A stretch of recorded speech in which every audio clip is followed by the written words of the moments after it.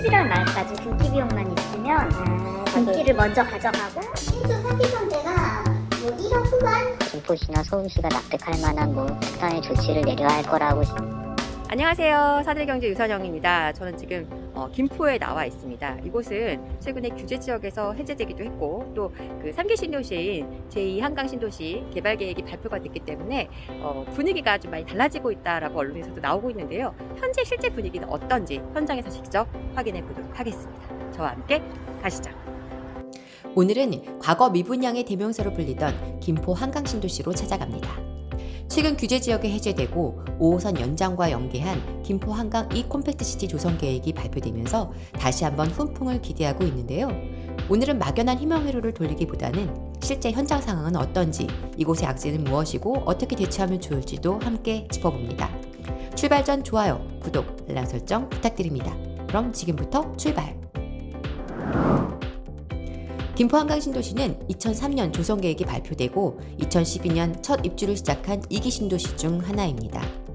김포 한강신도시는 많은 공급 물량, 수도권 외곽이라는 지리적 입지, 부족한 교통 인프라로 인해 베드타운이라는 이미지가 강한 곳인데요. 부동산 시장 하락기에 신도시 분양이 진행되면서 미분양의 무덤, 미분양의 대명사로 불리기도 했었고 지속되는 공급으로 인해 상승기에도 가격이 크게 오르지 못했습니다.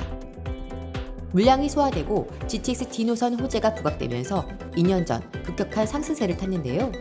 안타깝게도 최근 하락장에서는 다시 큰 하락폭을 보이고 있습니다.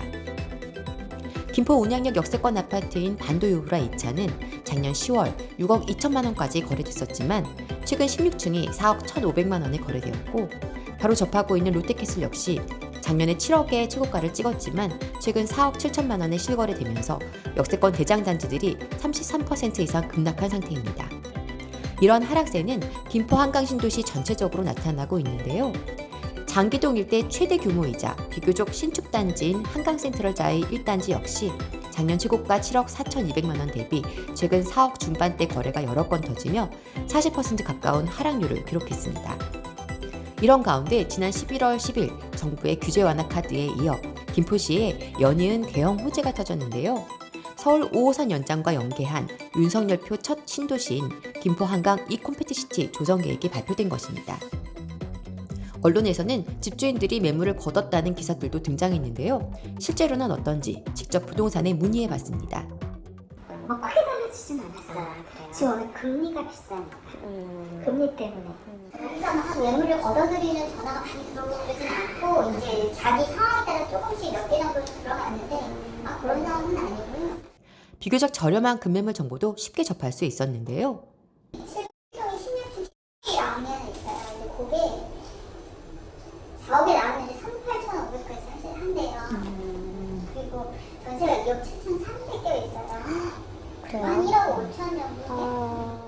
뭐 워터 플레이 가든인가 있어갖고 엄마들이 좋아하는데 여기에 6층이 지금 11월 말까지 등기 비용만 있으면 등기를 먼저 가져가고 무엇보다 가장 심각한 것은 전세 가격의 하락이었습니다.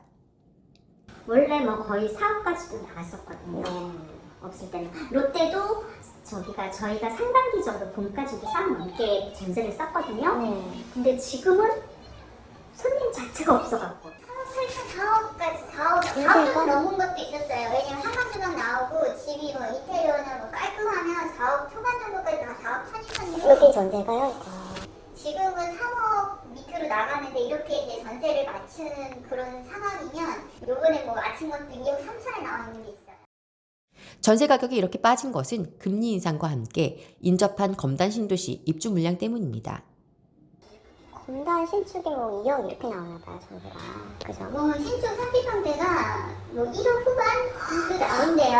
1억 전세까지 융자까지 껴가지고 하는 거는 1억 후반대도 나온다고 하고 2억 중반이면 융자 없는 거 들어간다고 하니까 전세 같은 경우는 조금 저쪽에도 손님이 막 많고 그런 건 아니지만 그래도 그쪽으로 더 가는 거죠. 김포 한강신도시는 그간 공급 문제가 가격 상승의 발목을 잡아왔는데요. 김포 한강신도시 외에도 풍무와 걸포, 고촌 등 김포 일대의 지속적인 공급이 이루어졌고 고양시와 인천의 대규모 공급까지 겹치며 시세 반등의 기회가 좀처럼 오지 않았습니다. 문제는 앞으로인데요. 김포와 바로 맞닿아 있는 검단 신도시는 25년까지 꽤 많은 공급 물량이 대기 중입니다. 게다가 26년에는 김포 풍무역세권 개발과 북변 재개발 사업에서 15,000가구의 입주 물량이 예정돼 있으며 3기 신도시 첫 삽을 뜬 인천 계양지구, 김포 한강시내폴리스, 부천 대장지구 등 인접 지역에서 지속적인 공급이 예정돼 있습니다. 이런 상황 속에서 이번에 다시 추가 공급이 발표된 것입니다. 과연 김포 한강신도시는 지속적인 공급 물량을 감당할 수 있을까요? 이번에 발표된 김포 한강 이 콤팩트 시티는 김포 한강신도시와 양곡지구 사이 부지에 46,000호를 공급한다는 것인데요. 기존 신도시를 통합 확장하고 광역교통과 연계한 고밀복합 개발을 통해 서부 지역의 자족도시로 발전시킨다는 계획입니다. 김포 한강 이 콤팩트 시티가 조성될 이곳은 대부분이 농지나 공장 부지였는데요. 투기성 토지 거래를 사전에 막기 위해 지난 11월 16일 토지거래 허가구역으로 지정되었습니다. 향후 계획은 24년 하반기 지구 지정을 완료하고 27년부터 분양을 개시한다는 것인데요. 토지 보상 문제 등으로 신도시 조성은 계획보다 늦춰질 가능성이 높습니다. 콤팩트 시티 개발로 자족도시로 발전하고 인프라가 좋아지는 것은 긍정적이지만 그 전에 앞서 대규모 입주 물량을 어떻게 소화할 것인가가 관건입니다. 이번 개발 계획에서 김포 한강 신도시의 가장 큰 관심사는 5호선 연장 계획입니다. GTX-T 노선보다 빠른 추진이 가능할 것으로 예상되기 때문인데요. 김포 한강 신도시의 경우 서울과 직결하는 전철이 하나도 없는 실정입니다. 2019년 개통한 유일한 경전철 골드라인은 김포공항역까지만 연결되어 있어 서울로 진입하기 위해서는 무조건 환승이 필요합니다. 게다가 단 2량으로 구성된 경전철은 출퇴근 혼잡도가 가장 높아 최악의 지옥철 골병라인이라고 낙인 찍혀 있습니다. 이번 5호선 연장은 서울시와 강서구, 김포시가 5호선 방화역 차량기지와 건설물 폐기물 처리장 이전 등에서 합의를 이끌어냄으로써 극적으로 체결된 것인데요. 전철역이 어디에 생기냐는 확정 발표가 나지 않아 의견들이 분분합니다.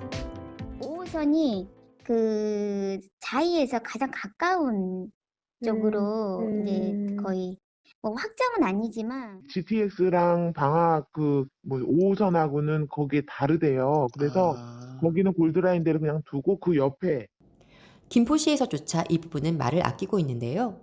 노선화는 저희가 발표한 게 없습니다. 아직까지 결정된 게 없고요. 골드라인을 네. 걸쳐서 가야 되는 건 맞잖아요. 그쵸? 뭐 아무래도 골드라인 수요 분산을 위해서는 그쵸. 좀 환승을 환승 해야 시스템을 되니까. 고려를 해야겠죠. 물론 여기에도 문제는 있습니다. 그간 5호선 연장 합의에서 늘 빠지지 않던 인천시가 이번 5호선 연장 협의에는 제외됐다는 것입니다. 김포시에서는 이제 서울시 니즈를 파악을 해서 서울시가 원하는 바를 이룰 수 있게 협조한다는 식의 협약을 했는데 네. 인천시는 그거에 대해서 계속 반대 입장만 보이고 있어요. 지금까지도. 그러면서 이제 노선화는 인천시 요구안이 반영되게끔 적극 건의하겠다 뭐 이런 입장을 보이고 있는데 네. 사실 맞지가 않죠. 인천시에서 요구하는 바가 뭐 검단 지역 몇 개 더 거쳐서 지나간다 뭐 이럴 건데 네. 그렇게 되면은 이제 경제성이 나오지도 않을 뿐더러 그렇게 한다면은 저희랑 뭐 김포시나 서울시가 납득할 만한 뭐 특단의 조치를 내려야 할 거라고 시장님께서도 말씀을 하셨고요. 5호선 연장 노선이 인천시 일부를 거쳐가느냐가 사업성과 연관돼 있다 보니 인천시의 스탠스가 중요해 보이는데요. 벌써 시장들 간에 신경전을 벌이고 있어서 사업 진행에 진통이 예상됩니다. 김포 한강 신도시는 아름다운 도시입니다. 한강을 접하고 있는 신도시이며 실제 거주 만족도도 상당히 높습니다. 하지만 부동산 투자 가치 측면에서는 시일이 꽤 걸릴 것으로 보입니다. 지속적인 공급 물량과 부족한 교통 인프라는 한동안 김포 한강 신도시의 걸림돌이 될 것으로 예상됩니다. 다만 실거주 목적으로 매수를 고려하시는 분들이라면 내년 금리 리스크가 제거되는 시점에서는 매수를 고려해 보셔도 좋을 것이라 생각됩니다. 장기적으로는 대형 호지들도 대기 중이니까요. 또한 앞으로 매도를 고려하고 있다면 5호선 연장에 대한 구체적인 사항들이 발표되는 시점을 노려보시는 것이 좋겠습니다. 입주 물량을 고려하면 24년 매도가 적절해 보이고요. 향후 10여 년 뒤 콤팩트 시티가 계획대로 조성된다면 김포 신도시는 분당과 맞먹는 10만 가구의 대규모 신도시로 성장합니다. GTX-T 노선과 5호선 연장 노선이 계획대로 착공된다면 분명 엄청난 변화를 겪게 될 것이고요. 그때의 김포시의 모습은 어떠할까요? 기대해 보겠습니다. 시간은 좀 걸리겠지만요. 오늘은 공급폭탄과 교통호재가 뒤엉킨 김포 한강 신도시를 살펴봤습니다. 다음 시간에도 알찬 영상으로 다시 찾아오겠습니다. 늘 여러분을 응원합니다. 지금까지 사다리 경제 유선영이었습니다. 감사합니다.